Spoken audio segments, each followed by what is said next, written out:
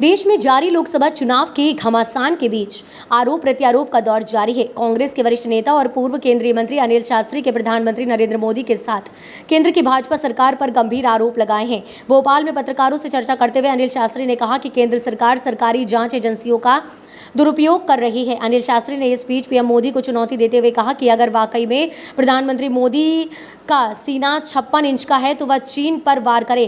अनिल शास्त्री ने भोपाल में कहा कि देश में इस समस्या ऐसा लग रहा है कि बीजेपी के साथ जो है वो स्वच्छ है और जो विरोध में है वह भ्रष्ट है। बीजेपी ने बहुत शर्मनाक परिपाटी शुरू कर दी है। देश के लोकतंत्र को इससे खतरा है।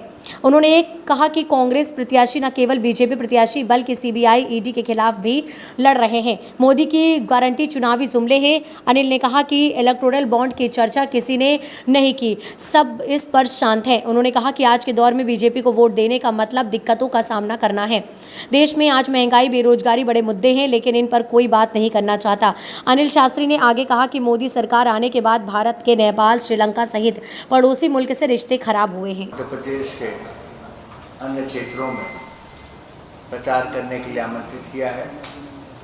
ये मेरा सौभाग्य है कि मैं यहाँ पे आपके बीच में हूँ।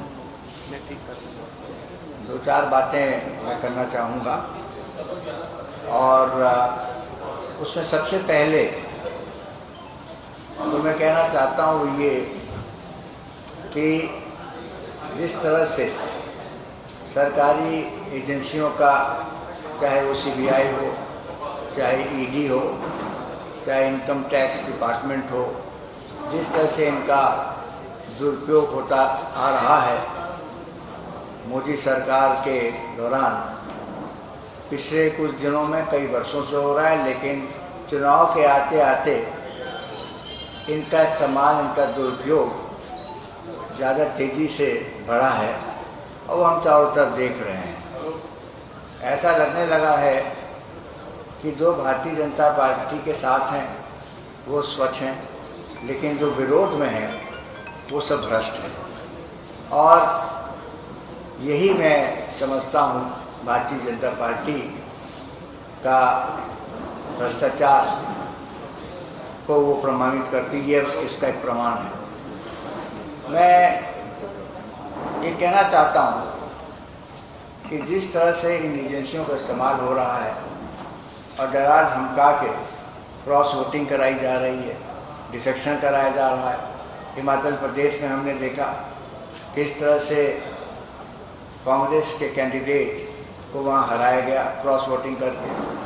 हमने महाराष्ट्र में देखा कि किस तरह से एक चुनी हुई सरकार को, एक चलती हुई सरकार को गिरा के शिवसेना के माध्यम से, शिवसेना को छोड़ के, एनसीपी को तोड़ के उन्होंने अपनी भारतीय जनता पार्टी ने सरकार बनाई। और ताज्जुब की बात यह है कि वही अजीत पवार, वही छगन भुजबल जी, जिनके खिलाफ इंक्वायरी चल रही थी, केसेस चल रहे थे, भारतीय जनता पार्टी में शामिल होने के बाद या उनको सहयोग देने के बाद वो सब ठीक हो गए। सारी जितने भी केसेस थे वो सब विड्रॉ कर लिए गए। मेरा ऐसा मानना है और मैं समझता हूँ हमारे देश में अधिकांश लोगों का ये मानना है कि जिस तरह से इन एजेंसियों का इस्तेमाल हो रहा है, एक बहुत ही खतरनाक परिपाटी पैदा होती जा रही है, बहुत ही डेंजरस परिपाटी हो रही है। ऐसा ट्रेडिशन बन रहा है जो न केवल हमारे लोकतंत्र को आघात पहुंचा रहा है, बल्कि हमारे देश की जो नींव है, जो फ्रीडम है, जो स्वतंत्रता है, उस पर भी ये आघात पहुंचा रहे हैं।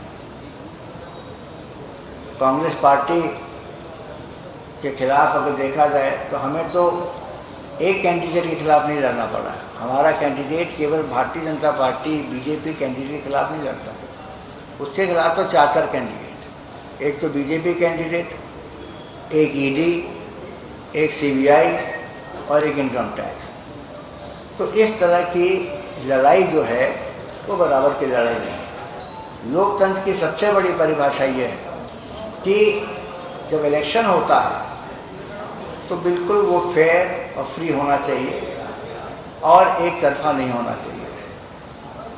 चुनाव आयोग का हमने देखा किस तरह से कमिश्नर्स का अपॉइंटमेंट हुआ। एक इलेक्शन कमिश्नर जिनको इस्तीफ़ा करने को कहा गया और उसके बाद उनके चहेते कमिश्नरों को नियुक्त किया गया।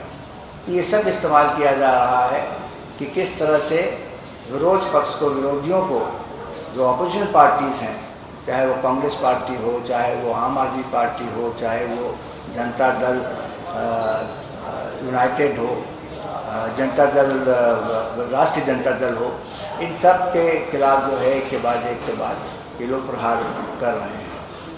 जहाँ तक